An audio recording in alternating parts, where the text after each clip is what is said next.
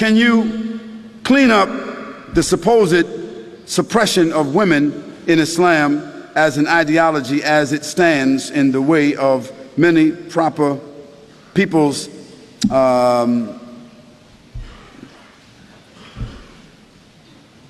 exposure or to Islam? Let me just say this, that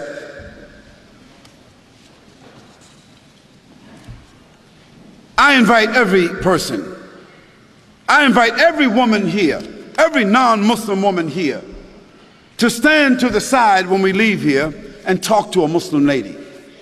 I mean, now, let's not ask Barbara Walters about how Muslim women feel.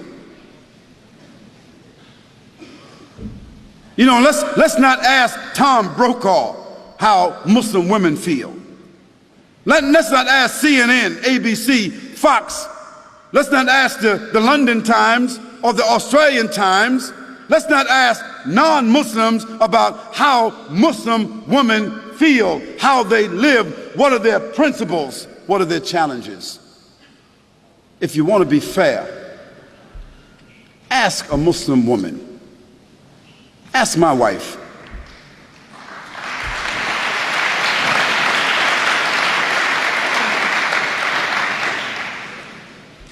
Ask my mother.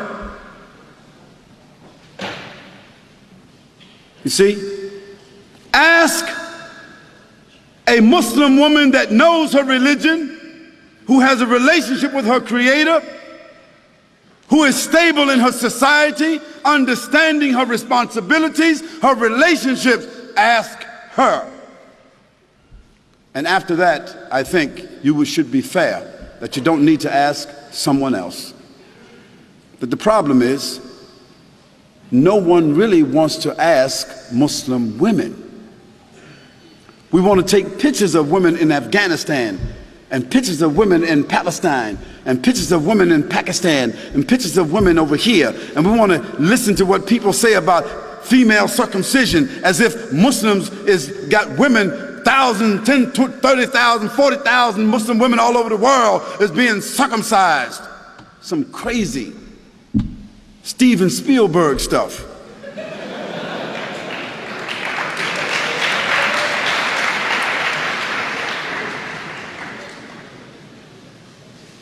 And let me give you a statistic that you should know about.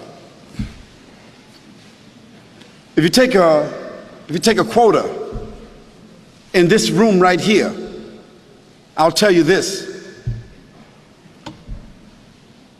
Most every Muslim woman in this room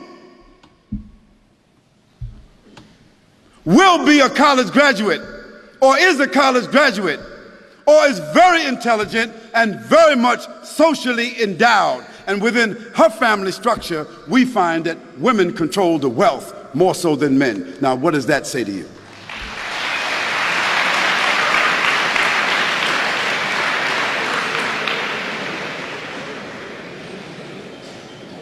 Now, where you find women oppressed, women exploited, women mistreated among Muslims, that is because those Muslims themselves are not representing the principles of the religion. And in every religion, you've got black sheep.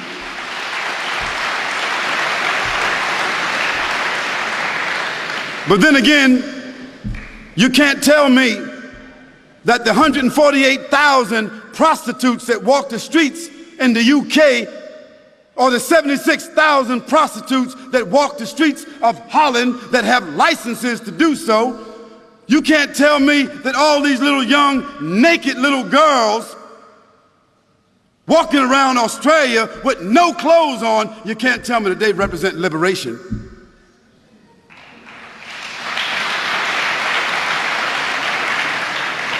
You can't tell me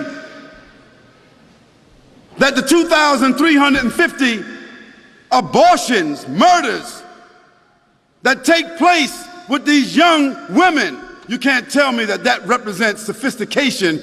You can't tell me that that represents liberation. You can't tell me that a naked woman sitting on a chocolate bar, A naked woman selling everything, toothpaste, everything. You can't tell me that doesn't represent exploitation. So let's put things in context. Let's talk about things correctly, and let's be fair, and let's be objective. We can talk about that a little bit more if you want to. And let me give you one more statistic. One more. Prostitution, venereal disease, abortion, and pedophilia. And this horrendous number of children being raped and kidnapped that exists in the Western world. It is almost unheard of in the Muslim world.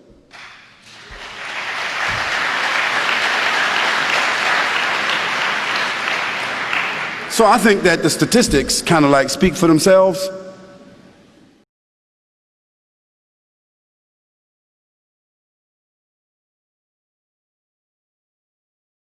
بسم الله الرحمن الرحيم إنا أعطيناك الكوثر فصل لربك وانحر إن شانئك هو الأبتر